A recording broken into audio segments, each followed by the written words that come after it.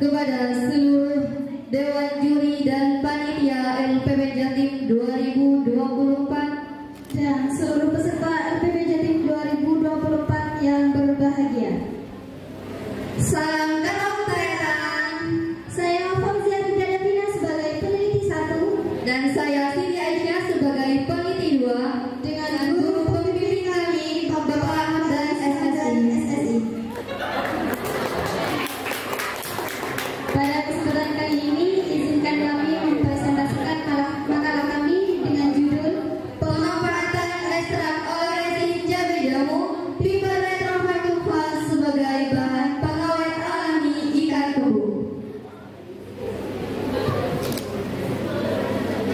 Next.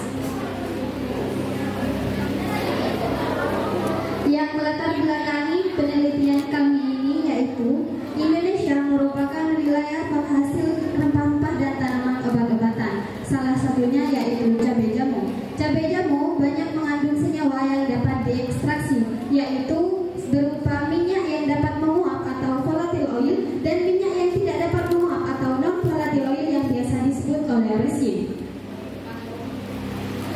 Cabai jamu menghasilkan oleoresin yang dapat dimanfaatkan sebagai bahan pengawet alami karena potensi oleoresin pada cabai jamu yang bersifat antimikroba, suhu stabil pada berbagai suhu dan pH, efektivitasnya pada konsentrasi rendah, bersifat non toksik, dapat dikonsumsi dan memiliki sifat antioksidan. Oleh karena itu, oleoresin pada cabai jamu dapat dimanfaatkan sebagai bahan pengawet alami pada produk pangan, contohnya ikan kembung.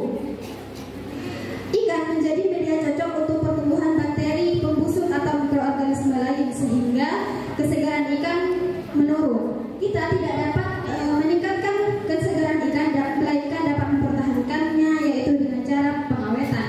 Pada dasarnya pengawetan bertujuan untuk menghambat pertumbuhan bakteri pembusuk atau mikroorganisme lain yang terdapat pada daging. Pada penelitian ini, karena cabai jamu memiliki manfaat untuk dijadikan sebagai bahan pengawet alami, kiranya perlu diadakan penelitian ini untuk mengetahui efektivitasnya cabai jamu sebagai bahan pengawet alami ikan kembung. Dalam penelitian ini kami mengangkat 2 rumusan masalah. Yang pertama, bagaimana pengaruh ekstrak oleoresin cabai jamu terhadap jumlah total bakteri ikan kembung. Dan yang kedua, bagaimana pengaruh ekstrak oleoresin cabai jamu terhadap nilai organ oleftik ikan kembung. Adapun tujuan penelitian ini yaitu yang pertama, untuk mengetahui pengaruh ekstrak oleoresin cabai jamu terhadap jumlah total bakteri ikan kembung, dan yang kedua untuk mengetahui pengaruh ekstrak oleoresin cabai jamu terhadap nilai organ oleftik ikan kembung.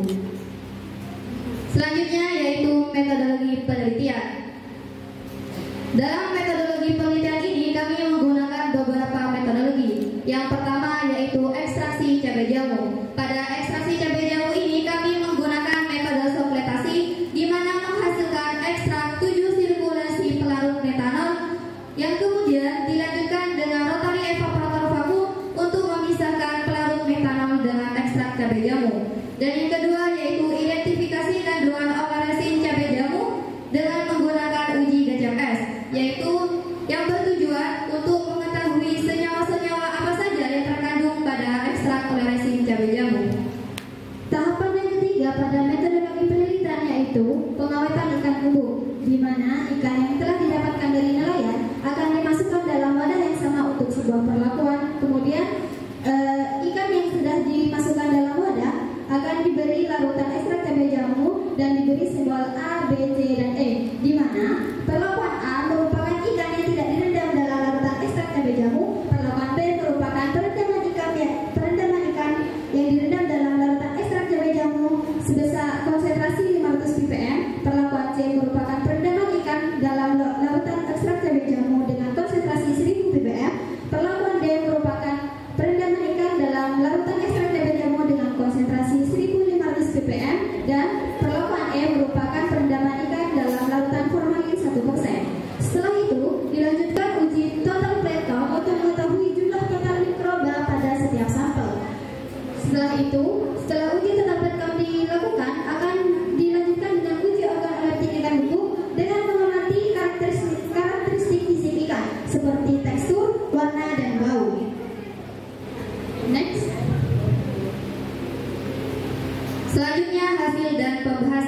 hasil yang pertama yaitu hasil uji GCMS. Dalam hasil ekstrak oleh si cewek jamu pada uji GCMS ini menunjukkan beberapa komponen-komponen yang terbaca. Lalu didapatkan pembacaan peak area yang menunjukkan persen area dari komponen yang dianalisa. Berdasarkan tabel yang berada di depan, dapat diketahui bahwa senyawa yang paling dominan yaitu senyawa asesikloheksamosen dengan 35,27% area. Next. Kemudian hasil uji total pegang outer TBC. Berdasarkan dari hasil uji total pegang yang kami lakukan, dapat diketahui bahwa konsentrasi ekstrak cewek jamu yang lebih tinggi akan menghasilkan jumlah total bakteri yang lebih sedikit dibandingkan dengan konsentrasi ekstrak cewek jamu yang lebih rendah. Menurut Badan Standarisasi Nasional, batas maksimal nilai TBC yaitu 5 kali 10⁻5 koloni per gram.